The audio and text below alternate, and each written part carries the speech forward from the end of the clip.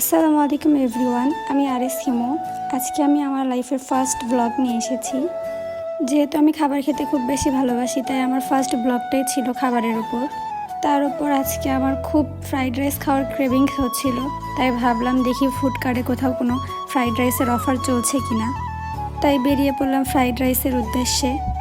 বগুড়া শহরে কোথাও যাওয়ার এখন আর সুযোগটাই বা কোথায়, এতটা জ্যামজট পড়ে গেছে।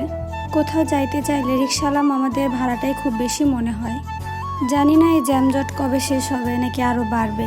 তো শেষে জ্যামজট পার করে চলে আসলাম জেলখানার মোড়। এখানে অনেক ফুড কার্টই রয়েছে, এগুলো সবগুলো মোটামুটি আমার ট্রাই করা, বাট আমার খুব একটা ভালো লাগেনি কোনোটাই। মোড়ে একটা আছে কিউট বার্গার নামে, যেখানে ফ্রাইড রাইস অফারে ছিল, যেটা আমি জানতাম না, শুধুমাত্র 100 টাকাতে। বিষয়টা খুব অবাক লাগলো, আবার ভালোও লাগলো যে আমার বাজেটের মধ্যে আছে। দুজন্য ফ্রাইড রাইসটা অর্ডার দিয়ে দিলাম। আমার অর্ডার দেওয়ার সাথে সাথে উনি ফ্রাইড রাইসটা গরম করা শুরু করলেন।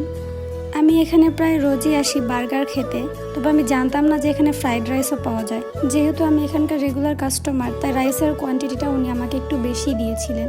তো এই হলো ফ্রাইড রাইস, যেখানে থাকবে 2টা চিকেন, ভেজিটেবল আর রাইস।